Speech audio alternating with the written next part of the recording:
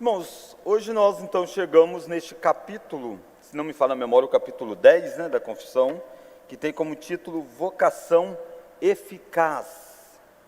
Nós estamos estudando a Confissão de Fé de Westminster todos os domingos, e nós chegamos numa parte do curso que, para aqueles que estão desde o início, você vai ver que passa muito rápido, muito fácil, porque na verdade é o aplicar daquilo que a Confissão veio estruturando. Por isso que na aula passada nós falamos sobre livre-arbítrio e foi possível, embora corrido, mas foi possível fazer em uma aula só, porque de certa forma nós temos já toda a estrutura da doutrina da providência, dos decretos de Deus, que nos dá a base para tratar deste tema. Mas eu gostaria que, se você tivesse dúvida à medida em que eu vou falando, você pergunte, tá bom? Porque senão eu acabo entendendo que está tranquilo, uma vez que a gente já está trabalhando em cima de muitos assuntos que nós já tratamos nos outros capítulos. E eu quero começar com uma pergunta: por que as pessoas reagem de maneiras diferentes quando ouvem a pregação do Evangelho? Todo mundo que fala de Cristo, ou todo mundo que ouve alguém vê alguém respondendo a uma pregação do Evangelho, já percebeu diferentes reações. Por que é que as pessoas reagem diferentes à pregação do Evangelho? O que vocês acham? Por que é? Ou não tem reação diferente? É todo igual? Diferente. Por que é que as pessoas reagem diferente? Vamos pegar só duas reações então, A reação de aceitar o Evangelho, de crer no Evangelho, e a reação de rejeitar o Evangelho. Ação do Espírito Santo. Isso. Foi perfeito, Carla. Nós dizemos que quem convence o homem do pecado? Quem convence o homem do pecado? O Espírito Santo. Então, quando o Evangelho é pregado e alguém não é convencido da sua situação de pecado, o Espírito Santo não agiu. Então precisa da ação do Espírito Santo para que alguém responda positivamente à pregação do Evangelho. Sem a ação do Espírito Santo, a reação ao Evangelho vai ser sempre de não aceitação. E essa não aceitação pode vir com ódio contrário, com indiferença, de várias formas. Mas a grande divisão é aceitar ou não aceitar o Evangelho. Aceitar o Evangelho só é possível com a ação do Espírito Santo. É isso que nós chamamos de uma vocação eficaz, de um chamado eficiente que Deus faz ao coração. Se é assim, já que as igrejas reformadas, que incluem a nossa, pregam que Jesus morreu apenas pelo seu povo e que somente os eleitos serão salvos, devemos pregar o Evangelho a todos? Porque se nós dissemos assim, que só o Espírito Santo que age no coração, e aí a pessoa é capaz de compreender o Evangelho, nós já vimos que o Espírito Santo só vai agir na vida daqueles que Deus escolheu. Cristo veio para morrer por eles, por aqueles que o Pai escolheu. Se nós pensamos assim, então por que é que nós precisamos pregar o Evangelho a todas as pessoas, se só alguns vão responder positivamente? Primeiro, porque nós não sabemos quem são os escolhidos.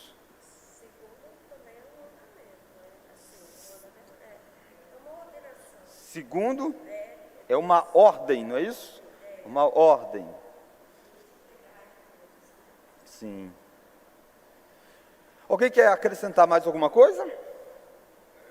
Bom, é o seguinte, em consequência ao que a irmã Carla falou, que a ordem, porque todos têm que ouvir o Evangelho, Todos têm que ouvir o Evangelho. Okay. Se não ouvir, Ok. Por isso que a gente vê nas Escrituras dois tipos de vocação. Aquilo que nós chamamos de vocação geral e a vocação eficaz ou interna. Abra Mateus capítulo 11, verso 28. Então, o que nós vamos abordar em última instância, ao longo da aula de hoje, é essa distinção entre essas duas vocações e dando ênfase a essa vocação eficaz. Mateus 11, olha o verso 28. Vamos ler? Vinde a mim,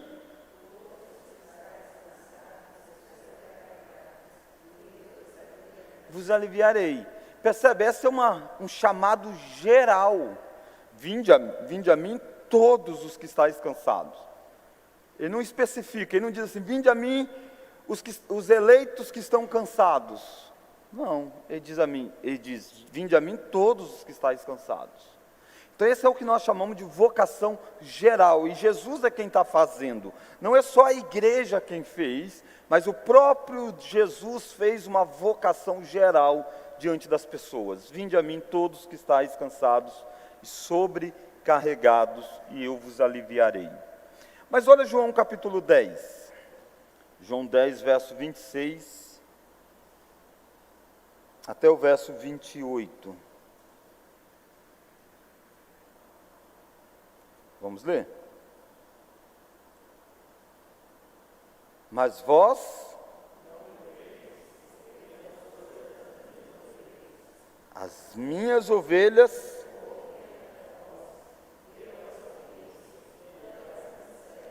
eu lhes dou a vida eterna,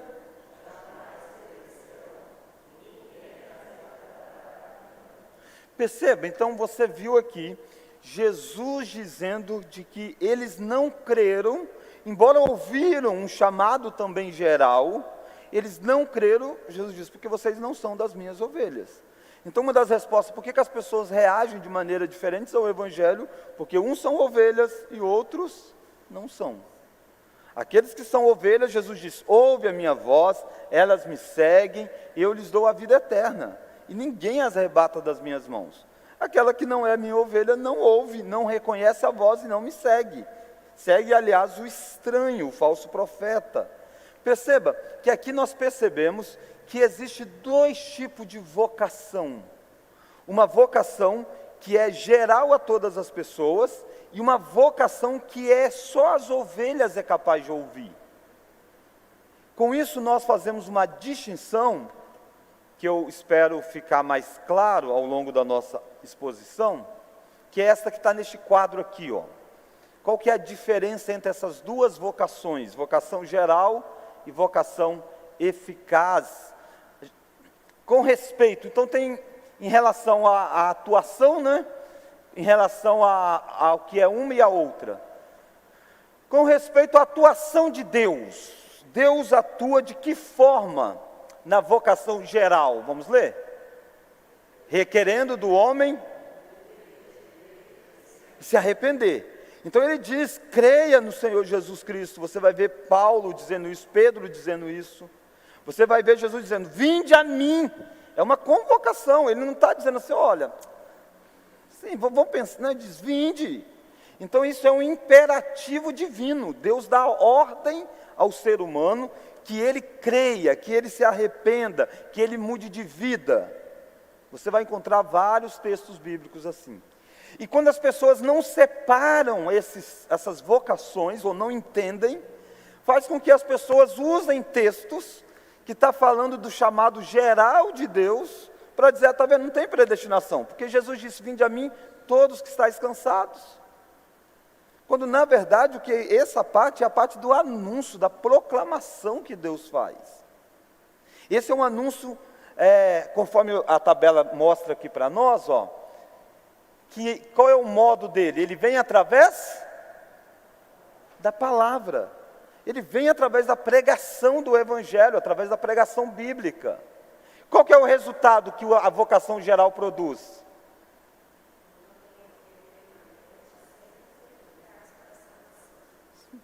Lembra da parábola do semeador?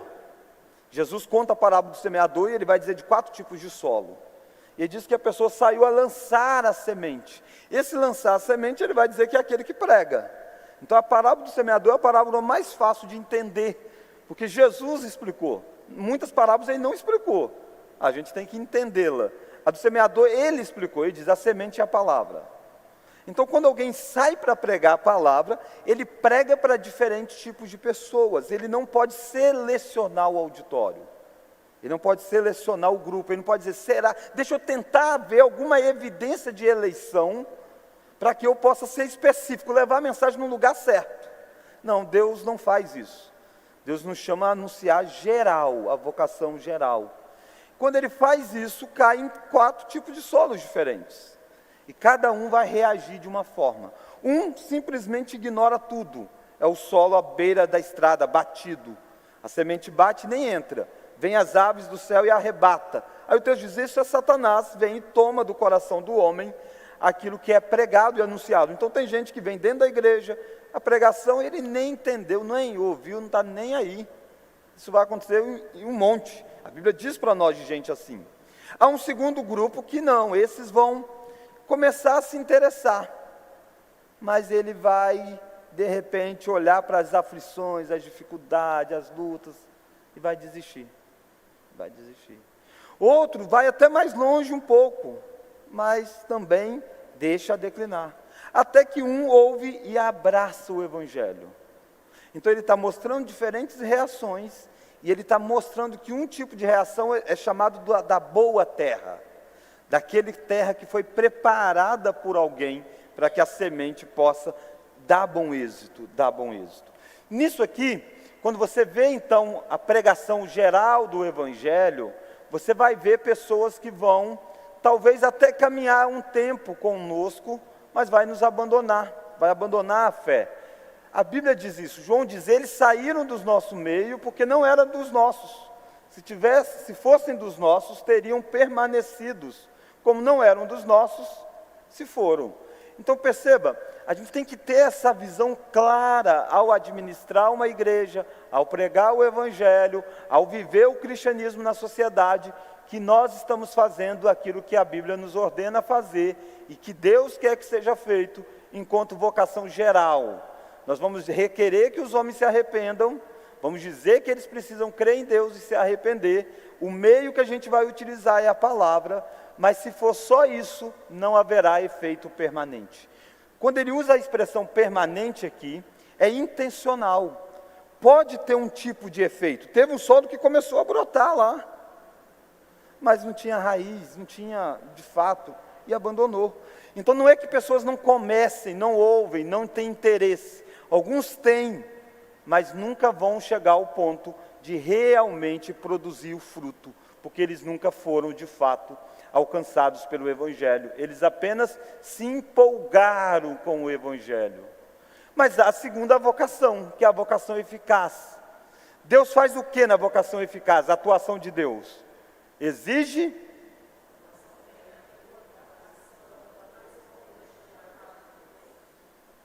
Então perceba a diferença do geral para o eficaz, que no geral Deus só ordena o que ele deve fazer, o que o homem deve fazer.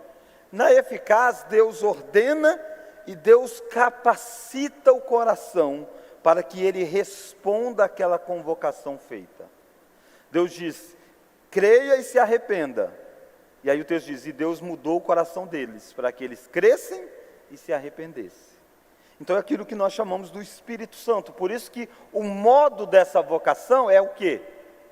Através da palavra e do Espírito Santo. Percebe? Tem palavra nos dois, mas aqui você tem a pessoa do Espírito Santo. A vocação eficaz não acontece sem a ação do Espírito Santo. E o resultado que ela produz é sempre eficaz e permanente. Ela é sempre eficaz e permanente. Quando eu falo permanente, eu não estou dizendo que não venha se desviar. Mesmo se desviando, ainda é um filho da promessa. Ainda é alguém que nasceu de novo. Não é que ele morre depois que ele se desvia. Ele nasceu de novo, ele só está andando por caminhos errados. Mas ele ainda é filho. E em algum momento ele vai perceber isso e vai voltar. Que é o caso do filho pródigo. Não importa tão longe a pessoa tenha ido, a consciência está lá mostrando quem ela é. E ela vai voltar. O resultado da vocação é permanente. Porque não é que ele nasce de novo. Às vezes as pessoas têm essa visão, né? Que quando alguém se converte, então se converteu. Se ele desviou, ele desconverteu. Aí ele voltou para a igreja, ele converteu de novo. Não, quando na verdade não. Biblicamente dizendo, a conversão é um ato único da história. O que acontece é que ele saiu da rota e se desviou, mas ele ainda é filho. E ele, se é filho, ele volta. Agora, se ele morre nesse desvio, é evidência de que ele não é filho. Então, eu e você precisamos ter claramente essa distinção de vocação. Dúvida até aqui? Posso ir adiante? Ok. Quando a gente pensa na salvação, a gente tem o que nós chamamos de ordo salutis, ou a ordem da salvação. São a sequência de coisas que tem que acontecer nessa obra de salvação que o indivíduo passa. Essas coisas muitas vezes são quase que simultâneas, mas elas têm uma questão de lógica. Uma coisa só pode acontecer depois da outra. Embora no tempo isso não precisa acontecer no intervalo longo de tempo. Pode ser tudo no mesmo ato, mas jamais vai acontecer uma coisa antes de acontecer a outra. E aqui está a grande diferença para essa questão da vocação eficaz. O lugar em que está a obra de Deus quando alguém prega o Evangelho. Então, na ordem da salvação, nós chamamos que a vocação eficaz / regeneração, elas acontecem juntas. A vocação é o chamado de Deus e a regeneração é o fato da pessoa nascer de novo e capaz então de responder. Esse ato tem que ser o primeiro desse ponto de transformação da vida de alguém. Lembra de Nicodemos? E eu estou falando textos, né? Depois, se você quiser, você me fala, só olhar lá. Você vai encontrar lá em João capítulo 3, por exemplo. Lembra de Nicodemos? Chega para Jesus: bom mestre, o que devo fazer para herdar a vida eterna? Aí Jesus diz: se não nascer de novo, se não nascer de novo, então, vamos lá João 3. Não, vamos João 3, agora eu já fiquei revoltado. João 3. Havia entre os fariseus um homem chamado Nicodemos, um dos principais dos judeus. Este de noite foi ter com Jesus e lhe disse: Rabi, sabemos que és mestre, vindo da parte de Deus, porque ninguém pode fazer estes sinais que tu fazes, se Deus não estiver com ele. A isto respondeu Jesus: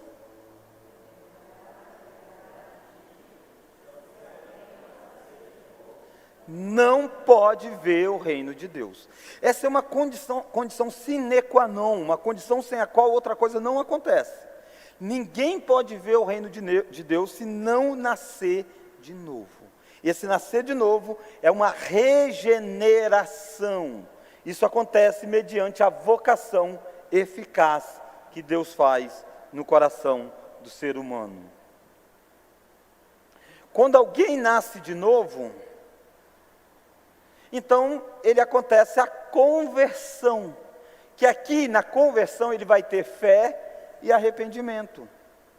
Então ele vai se arrepender dos pecados e vai crer na pessoa de Jesus Cristo. Percebe? Aqui quem crê e quem tem fé é o indivíduo, é você, sou eu. Por isso que a gente diz: eu acreditei em Deus, eu criei em Deus. E a Bíblia diz isso: crê no Senhor. Está dizendo, é você que tem que crer. Mas só vai crer depois que aconteceu o quê? A regeneração. Porque antes de acontecer a regeneração, olha Efésios capítulo 2, olha o verso 1. Ele aqui é Deus, tá? Ele...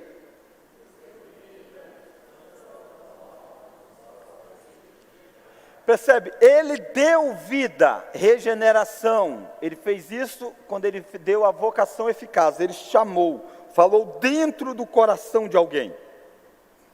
E o ato dele dar vida faz com que aquela pessoa possa responder.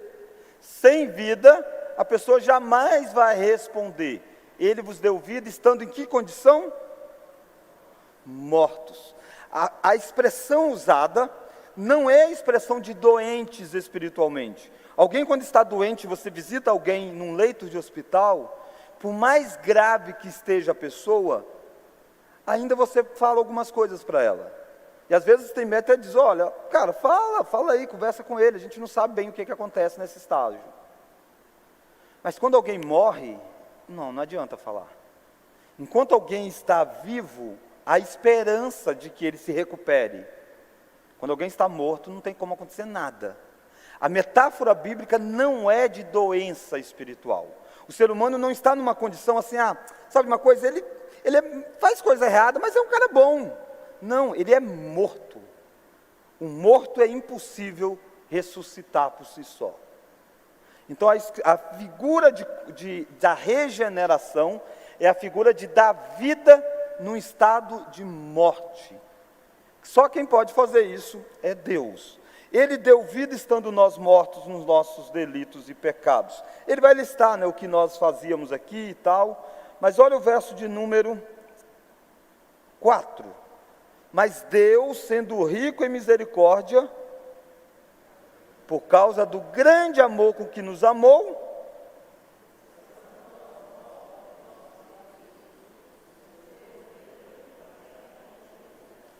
pela graça sois salvos.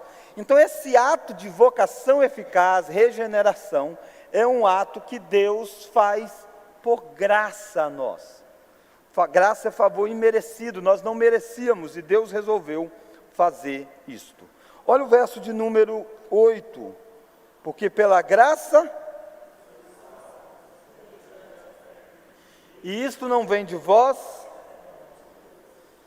Então perceba, quando você foi regenerado, saiu daquele estado de morto, você teve a capacidade de ter fé. Por isso que diz, pela graça sois salvos mediante a fé. Isto não vem de vós. Deus precisou fazer algo antes, para que você pudesse ter fé. Então quando a pessoa responde à pregação do Evangelho, ele diz, pastor, eu me converti. Ele está falando de qual momento aqui? Da conversão. O que aconteceu antes? Regeneração. Quando eu falo antes, eu não estou dizendo necessariamente no intervalo de tempo. Mas eu estou dizendo, nunca vai acontecer a conversão sem a regeneração. Quando acontece a conversão, aí então Deus nos declara justos, justificados pela fé, temos paz com Deus. Justificação, tem um capítulo da confissão sobre isso que a gente vai tratar. E aí então nós somos separados, somos chamados de santos e passamos a viver em santificação. Já estamos separados e estamos avançando numa novidade de vida. Deus nos preserva durante todo este tempo, para que nós não perdemos a nossa salvação, até o último ato, que é o ato da glorificação, que vai acontecer na história quando Cristo voltar. Mas já aconteceu nos decretos de Deus, porque aquele que Deus escolheu, Deus já glorificou, ou seja, o projeto todo vai se consumar. Embora na história eu e você ainda não sejamos glorificados, nós ainda não nos vemos livres do pecado.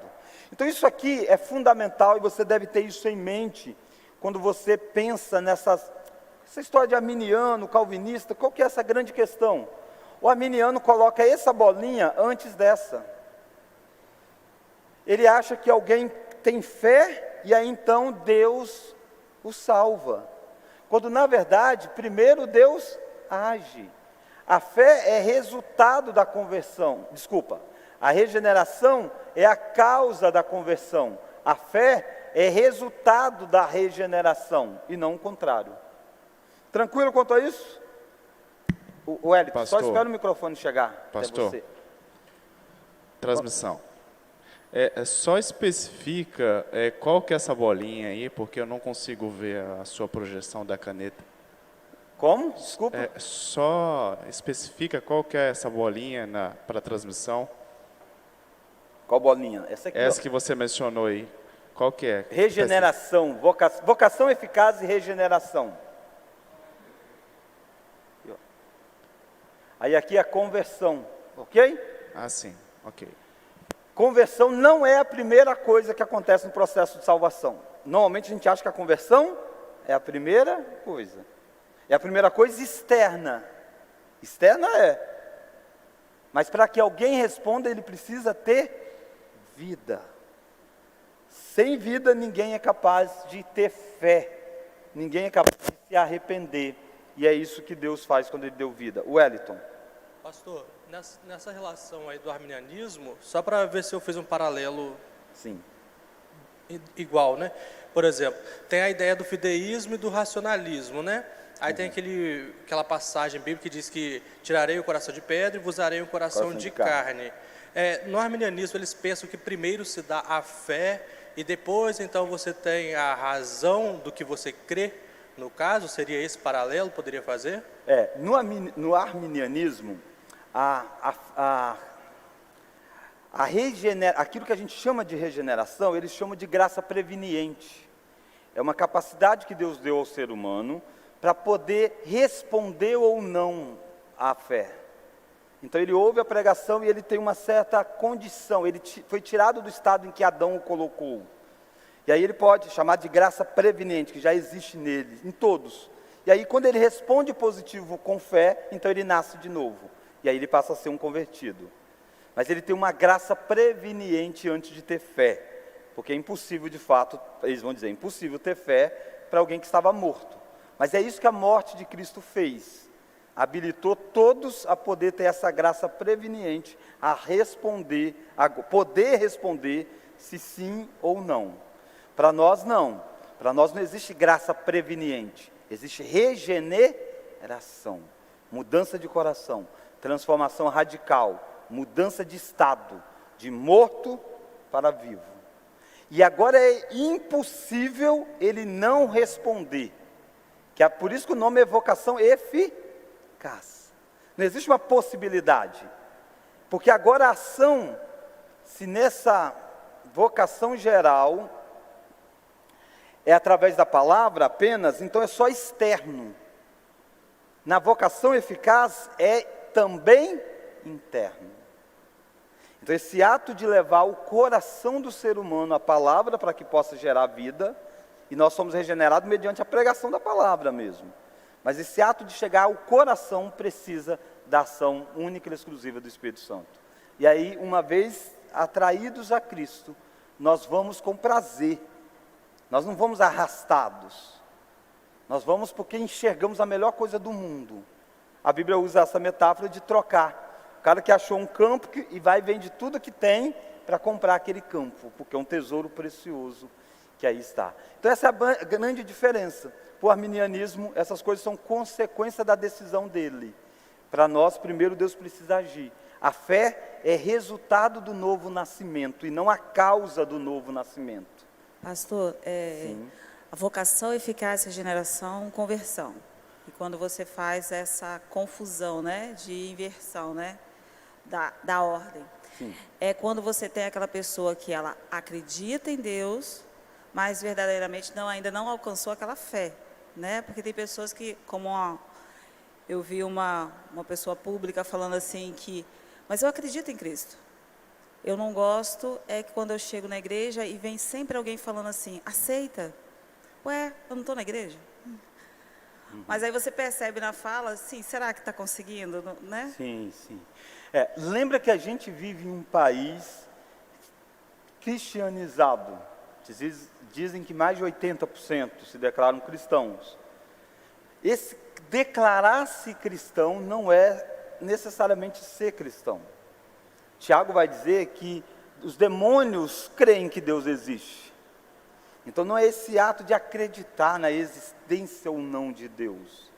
É o ato de confiar em quem Deus é e descansar em quem Deus é, reconhecendo quem Ele é. Eu sou um pecador e preciso de Deus. Isso é conversão. Já viu gente que tem consciência que ele é muito errado? Tem gente assim, dizia, para minha vida é toda errada. Mas ele nunca toma uma decisão de que pode mudar de vida. Isso não é arrependimento. Isso é no máximo um remorso. Consciência de uma condição decaída. Falta crer que Cristo é capaz de fazer novo todas as coisas. Então, às vezes a gente usa essa visão de pessoas, coitadinho, né? Nossa, ele tem tanta consciência do estado dele. Não tem não. Se ele tivesse, ele sabia de quem Cristo é. Quem Cristo é. Lembra de Judas? Judas diz, eu traí sangue inocente. Ele sabe que o que ele fez foi errado. Mas ele não se volta em busca de arrependimento. Ele não tem arrependimento. Ele tem remorso. Mas não arrependimento. Então assim, eu não estou dizendo dessa pessoa específica que eu nem a conheço. Mas eu estou dizendo assim, Então a gente não pode só pelas palavras, ok? Pelas palavras. A evidência de que alguém nasceu de novo é que vai dar fruto. Agora, a pergunta que poderia dentro dessa, e me ajuda a esclarecer, é dizer, pastor, será que pode ter um intervalo de tempo entre essa regeneração e a conversão? O que vocês acham? Me dê um exemplo bíblico. Porque pode, não pode, né? Fica vago. Antes de mudarem, eu também acho que pode, tá? Então quem falou fica firme. Quando a gente faz para explicar, a pessoa já muda, né? Não, não é bem isso não e tal. Tá certo, tá certo. Me dá um exemplo.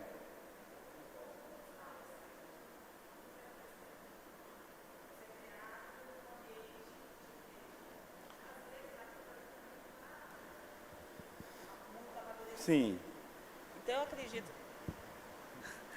Uma pessoa ela pode estar num ambiente de igreja, mas ainda ela não está nem amadurecida na fé, na crença. Sim. E fazer coisas por costume Sim. familiar. Sim, mas aí ele ainda não nasceu de novo. Entende? Você estava indo bem. Bem não, assim, está certo, existe mesmo. A pessoa está aí, mas não nasceu de novo. E às vezes a pessoa diz, nossa, eu fui na igreja tanto tempo, passou, e de repente algo mudou. Isso é novo nascimento. Novo nascimento. Agora o que eu estou querendo é um intervalo não entre estar na igreja e ser regenerado. Isso aí acontece, e às vezes a vida toda, né? Eu estou querendo um intervalo entre regeneração e conversão. Paulo, será? Paulo, eu não sei se dá não, da queda do cavalo. Oi? Assim, mas aí não era regenerado. Ele era o inimigo da cruz de Cristo. Ele perseguia os cristãos. Aqui não era nova vida. Nova vida. Nova vida. Se a gente fosse ver em Paulo, talvez a gente tentaria ver quando o momento que Deus apareceu para ele, para a chegada de Ananias. Talvez possa estar aí esse intervalo entre regeneração e conversão. Lembra que Deus aparece para ele e fala algumas coisas para ele. Mas tem um caso muito claro, Cornélio, irmãos. Lembra de Cornélio? Atos 10. Cornélio é um gentil que Deus, a Bíblia diz, ele é um temente a Deus, tal, e de repente Deus aparece em visão para ele, um anjo, e fala com ele das coisas que ele vai ter. Olha lá, Atos 10. Olha o versículo 1. Morava em Cesareia um homem de nome Cornélio, centurião da corte chamada Italiana, piedoso, temente a Deus, com toda a sua casa, que fazia muitas esmolas ao povo e de contínuo orava a Deus. Esse homem observou claramente uma visão acerca da hora 9 do dia. Um anjo de Deus que se aproximou dele e lhe disse, Cornélio. Este, fixando nele os olhos, possuído de temor, perguntou, quem é, Senhor? E o anjo lhe disse, as tuas orações, as tuas esmolas subiram para a memória diante de Deus. Agora envia mensageiro a Jope, manda chamar Simão, que tem por sobrenome Pedro. Ele está hospedado com Simão, curtidor, cuja residência está situada à beira-mar. Logo que se retirou o anjo que lhe falava, chamou 2 e tal. Percebe, esse ato do anjo aparecer aí, falar, Cornélio já está regenerado, no sentido de já estar se despertado para aquilo que vai acontecer espiritualmente. Mas ele está convertido? Está convertido? Está convertido? Não, se ele tivesse convertido, estava resolvido aí, nem precisava. Manda chamar Pedro. Pedro vai explicar para você o que é o Evangelho. E Pedro vai ser esse personagem. E aí você vai ter a história com Pedro, né? Aí você vai ter aquela visão que Pedro teve lá, das comidas e tudo mais, mas por causa do tempo eu vou passar. Olha lá o verso de número 17. Enquanto Pedro estava perplexo sobre o que seria o significado da visão, eis que os homens enviados da parte de Cornélio, tendo perguntado pela casa de Simão, pararam junto à porta. E aí vai ter toda a conversa que eles vão ter. Olha o versículo de número 22. Então disseram, o centurião Cornélio, homem reto e temente a Deus, e tendo bom testemunho de toda a nação judaica, foi instruído por um santo anjo para chamar-te à casa e ouvir as tuas palavras. Ele precisa ouvir as palavras. Sem ouvir as palavras, ele não será salvo. Então, Deus está preparando o coração desse homem para entender a palavra que é pregada. Isso é regeneração. Deus muda um coração de pedra e coloca numa condição do coração estar pronto para ouvir. Isso é regeneração. Em algum momento, Simão foi regenerado, mas ainda não foi convertido. Verso 23, então Pedro vai e tudo mais.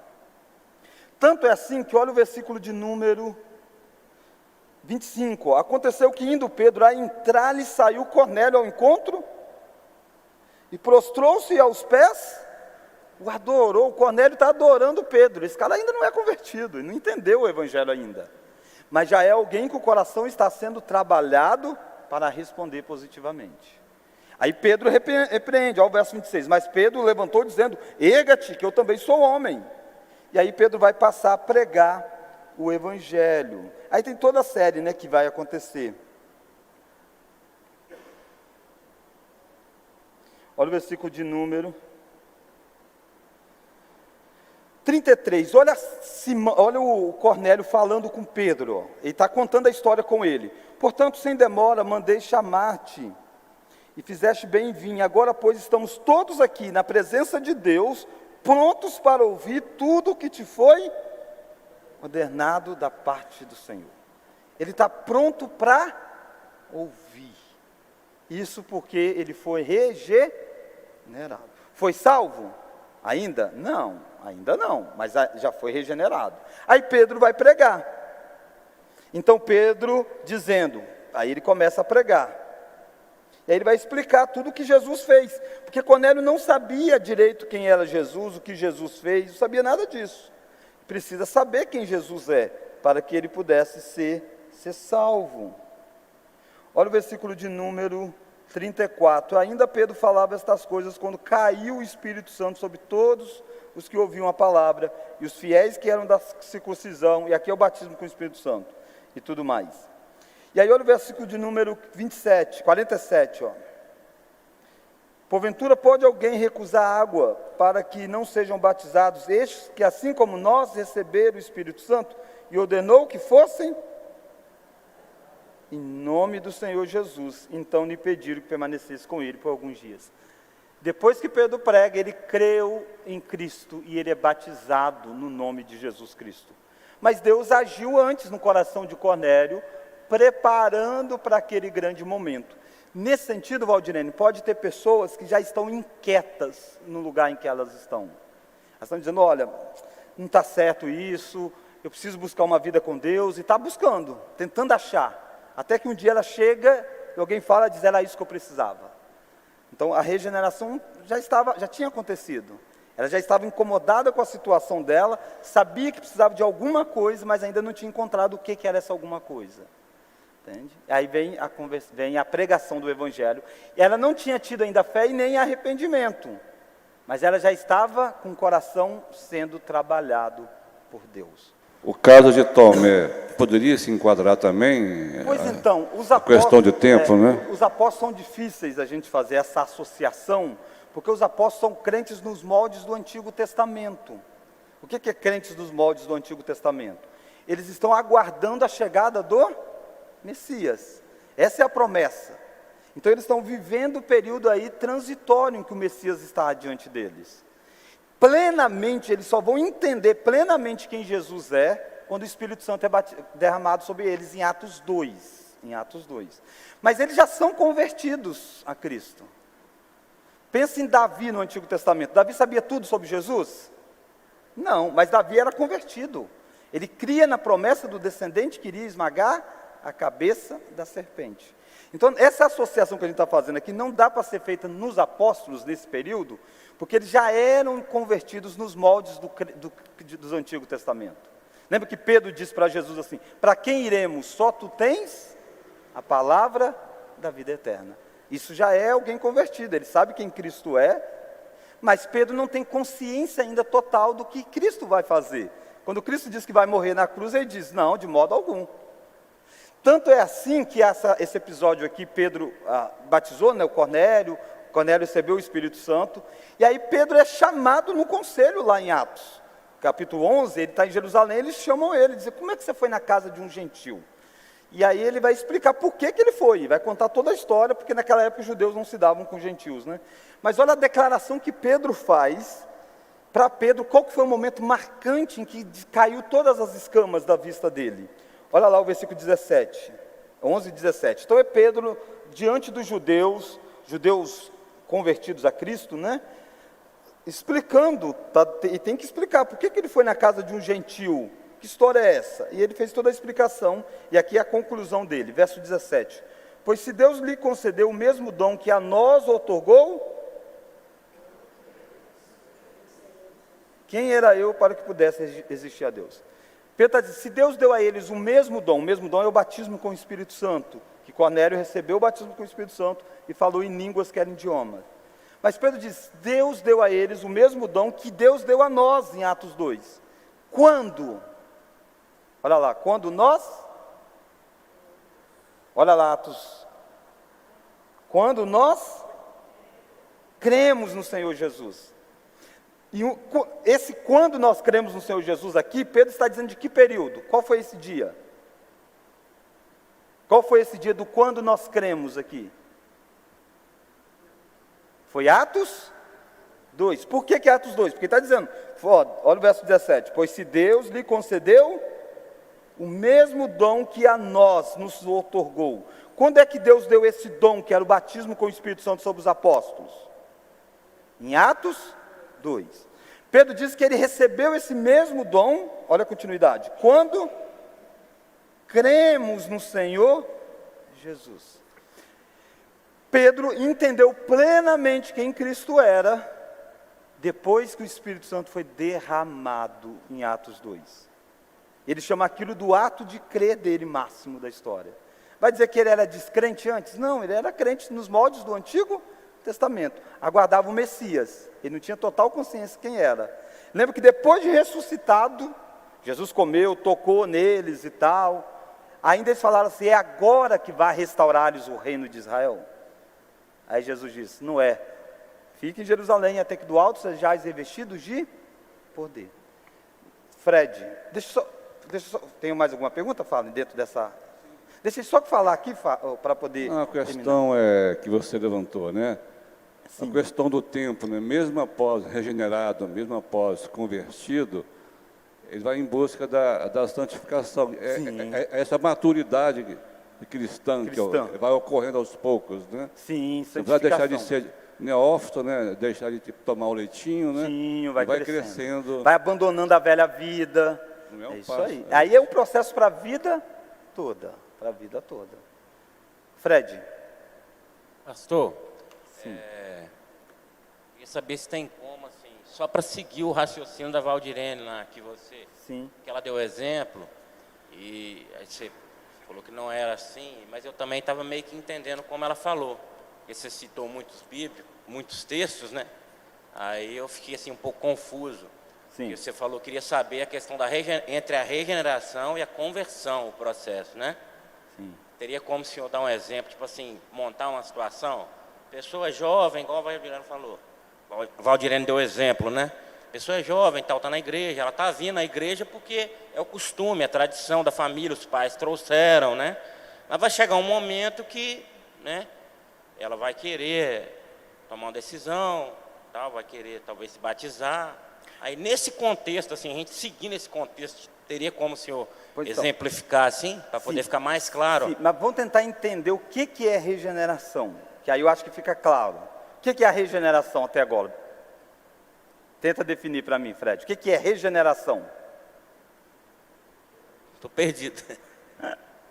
Regeneração é o ato de Deus nos dar nova vida, abrir o nosso coração. Esse é o ato da regeneração de Deus. O ato da gente crer, ter fé, já é depois da regeneração, já é consequência. Quando eu falo depois, eu estou dizendo de uma consequência. Isso pode ser tudo na mesma hora? Sim. Mas ninguém vai ter fé se não nascer de novo. Não é que eu tive fé, então agora eu vou nascer de novo. Não. Ele nasceu de novo, então ele teve fé. Nesse caso que você e a Valdirene me dão como exemplo, não é possível a gente fazer essa mesma leitura, porque o fato de ir à igreja, ser criado na igreja, eu vou lá, ouço, mas eu não estou envolvido. Isso não significa que ele é regenerado, entendeu? Quando que ele é regenerado? Quando ele tomou em consciência do estado de pecado dele, ele está aberto a ouvir, a entender. Aí Deus vem com a pregação do Evangelho, e aí ele crê e se arrepende. Deu para... Não. Não? Não, Então eu faz a achei que ficou pergunta muito, de novo. tipo assim, porque você perguntou entre regeneração e conversão. Você Sim. explicando aí, na minha cabeça, tipo assim, igual você falar, a pessoa tomou ciência e entendeu, para mim já é a conversão. Então, entendeu? Então eu não estou assimilando mas dá esse um intervalo. passo atrás. O que é que quando é que essa pessoa, o que é que faz com que a pessoa tenha essa consciência, tenha essa disposição Entendeu? de poder dizer assim, eu Entender creio e em querer. Deus. Eu vou dizer assim, eu creio em Deus. Para mim dizer isso, eu tenho que estar morto ou vivo espiritualmente? Vivo. Vivo. Antes eu estava o quê? Morto. Então em algum momento Deus me deu vida. Isso é regeneração. Quando eu disse, creio em Deus, me arrependo dos meus pecados, isso é o quê? É conversão. Entendeu, Fred? Quando eu digo assim, eu creio, tenho fé, isso é conversão. Mas para mim dizer isso, eu tenho que estar vivo. O que é a regeneração? O ato de Deus dar vida. Da vida. Isso está bem junto, não, bem linkado, não? Estão interligados. Das vezes. Consequência. Mas o que muda aqui? A ordem das coisas. Eu não posso dizer eu tenho fé se eu não nasci de novo. E esse nascer de novo é um ato exclusivo de quem? De Deus. Parece que não tem nada a ver. Isso aqui muda todo um sistema teológico. Ou é arminiano, ou é calvinista. Se você perguntar a um arminiano, você crê que a pessoa precisa se arrepender para ser salvo? Sim. Pergunta um calvinista, você crê que a pessoa precisa se arrepender para ser salvo? Sim. Os dois vão dizer a mesma coisa. Qual é a diferença? O que vai acontecer antes? Deus vai ter que dar vida ou você já tem condição de responder? Deus tem que dar vida. Isso é regeneração. Isso é calvinismo. Primeiro Deus agiu. Porque essa é a descrição bíblica. Estando todos nós mortos. Ele nos deu vida. Isso é regeneração. No caso da pessoa que é arminiana, ela vai dizer que é ela que tem que querer, né? É ela. Isso. Agora o que eu disse é que esse ato pode aguardar um tempo. Não estou dizendo que vai acontecer. Mas pode aguardar o tempo. Foi o caso do Cornélio. O Cornélio já está pronto para ouvir. Ele já tem vida. Mas ele ainda não crê em Jesus, porque ele nem sabe quem é Jesus. E ele não tem fé. Tá bom assim? Assim alguém vai ser tranquilo? Não, não tem nada bom. Tanto é que Deus vai mandar buscar Pedro. Pedro vai chegar, vai pregar. E aí ele vai declarar que Jesus é o Senhor da vida dele. Mas aquilo de preparar o coração é ação de Deus. Lembra da parábola do semeador? O semeador jogou as sementes. Aí diz, caiu no bom solo. Caiu no bom solo é porque caiu em alguém que tinha nascido de novo. Esse nascer de novo antecede a qualquer coisa. E é isso que Jesus disse para Nicodemos. Importa nascer de novo. Quem não nascer de novo não tem como ver o reino. O reino vai passar. O reino está diante dele, o rei. Mas ele não vai ver. Ele precisa nascer de novo. Agora deu para ficar mais claro? Sim. Porque eu acho que a questão é complexa mesmo. Mas sim, eu compreendi agora. É uma questão lógica e não tanto temporal. Alguém pode ser glorificado. Vamos pegar um caso que todo mundo consegue ver tranquilo. Alguém pode ser glorificado sem se converter? Não, isso é óbvio. Tanto é que só vai acontecer no último dia que Cristo voltar. Mas assim também ninguém pode se converter se não tiver nascido de novo. Entendeu? Ninguém vai se santificar se não tiver se convertido. Ninguém vai. Santificação só vem depois da conversão, Fred. Percebe, presbítero Fábio? Só vem depois da conversão. Isso fica claro para todo mundo. Isso que a gente também tem que ficar claro aqui, ó. Assim como que santificação só vem depois da conversão, a conversão só vem depois da regeneração. Primeiro Deus precisa dar vida. Microfone. Não, Zaqueu, em que momento? Assim, cita um exemplo bíblico de alguém que teve um certo intervalo de tempo entre entre a regeneração e a conversão. Zaqueu talvez seria um. Mas por que você acha Zaqueu? Porque ele mostrou provas de que mudou de vida depois que Jesus Entrou falou na com casa ele, dele. depois Hoje que houve Jesus jantou salvação. na casa Quando dele. ele diz, eu vou distribuir aos bens. Aí é o ponto da conversão. Aí é a conversão. Mas eu não consigo ver em Zaqueu o ponto da regeneração. Eu sei que foi em algum sim. momento aqui antes. Aham, entendi. Aí ele subiu na Quando árvore. Não, Jesus- aí ele foi para ver quem era Jesus. Ele não disse, entra na minha casa. Ele não diz isso. Verdade. Entra na minha vida. Foi Ele não Jesus leu. que se convidou, né? Ele não leu. Eu não estou dizendo que não tenha acontecido, entendeu, Sara? Eu não estou dizendo que não. Porque a regeneração, ela é interna. Ela é invisível. A gente não sabe quando que ela aconteceu. Eu só sei uma coisa. Quando alguém diz assim, eu creio em Jesus, ela tem que ter nascido de novo. Crer em Jesus verdadeiramente, né? O crer de realmente crer. Entende? Agora em Cornélio eu consigo ver o desdobrar. Eu consigo ver ele com uma declaração antes, ele mostrando que ainda não está convertido e depois ele convertido. Eu não estou dizendo que Zaqueu não tenha acontecido. Em qual momento? Quando Jesus diz, vou entrar na sua casa, será que foi aí? Não sei. Eu não sei, entendeu? Zaqueu é um daqueles judeus nas expectativas messiânicas. Não sei. A gente não consegue saber. Não consegue saber. Eu sei onde ele se converteu. Quando ele declarou a fé e arrependimento. Pastor, só para concluir aqui, na minha opinião, assim, igual mesmo minha dúvida, não muda nada a questão de ser calvinista, do que eu creio. Mas existe um diferença muito grande entre a gente crer e a gente saber explicar. Acho muito importante estar fazendo, porque assim como aqui a gente pego, acredito que mais pessoas têm dúvida, na rua também a gente é pego assim, quando as pessoas perguntam, né? Mesmo. É Tipo para assim, perguntar mesmo. a gente tem fé para a gente crer, mas para explicar a gente não tem, né? Não, mas é para perguntar mesmo.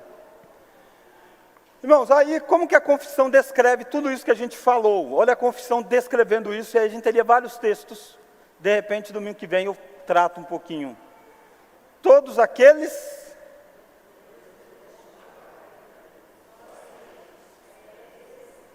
No tempo, vamos começar? Vamos ler forte? Ele servido no tempo por ele determinado e aceito.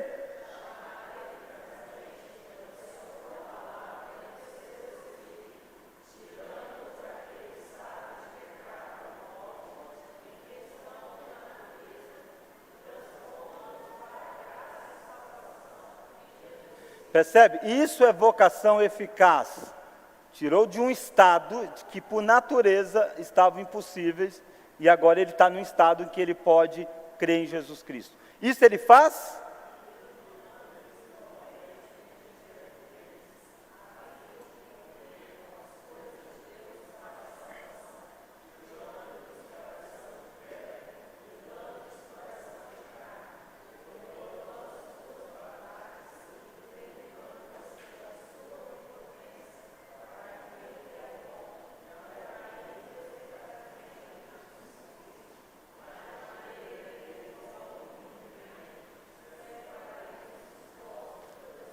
Então, tudo que eu falei está resumido neste parágrafo e teria diversos textos, né, para isso. Essa vocação eficaz provém e não de qualquer coisa prevista no homem. Nessa vocação, o homem é inteiramente passivo, até que, vivificado e renovado pelo Espírito Santo, fica habilitado a corresponder a ela e a receber a graça nela oferecida e comunicada. Percebe? Quando a gente fala de conversão, a gente está falando disso aqui, ó, dele falar, dele externar. A gente fala de vocação, a gente está falando desse ato de Deus habilitar para que ele possa fazer isto. As crianças que morrem na infância são regeneradas e por Cristo salvas por meio do Espírito, que opera quando, onde e como quer. Do mesmo modo são salvas todas as outras pessoas incapazes de serem exteriormente chamadas pelo ministério da palavra. Talvez a pergunta fosse, e aquela pessoa, pastor, que não é capaz de entender aquilo que está sendo falado? essa pessoa ainda precisa da regeneração. Essa regeneração pode acontecer nas crianças antes que elas morram, se elas foram eleitas, e pode acontecer naqueles que são incapazes de pensar. Para isso, elas precisam da regeneração. Sem regeneração, ninguém é salvo. Sem dizer, eu creio no Senhor Jesus Cristo e me arrependo dos meus pecados, é possível ser salvo? É possível ou não é? É possível ou não é? Sem dizer assim, eu creio no Senhor Jesus e sem dizer, eu me arrependo dos pecados. Sim, senão você vai dizer que qualquer bebezinho crente, filho de crente que morre, vai para o inferno. Pode. Agora, sem o que ela não pode ser salva? Sem a regeneração. Porque naturalmente, até mesmo as crianças são pecadoras. Nascem em uma condição pecadora. E precisa de uma nova vida. Deus pode fazer isso e aí tirar a vida dela. Mas sem nascer de novo, Jesus disse para Nicodemos, ninguém pode ver o reino dos céus. Vamos ler? Os não eleitos.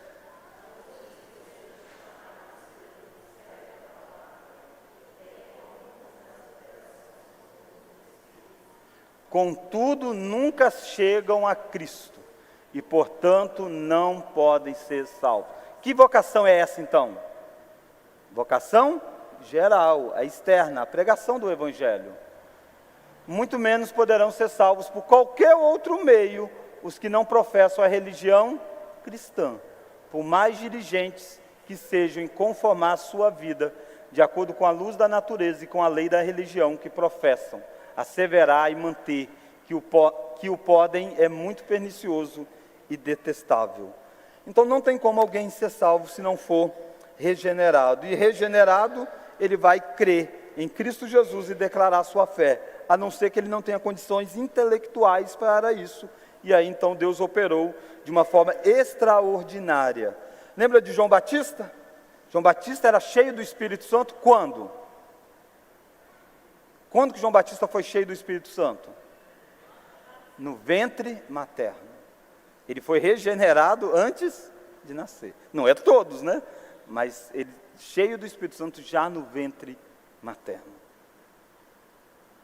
Sim, é correto afirmar que após toda a explicação dada, que o processo de salvação acontecerá apenas com o escolhido. Sim, porque a regeneração só acontece com o escolhido.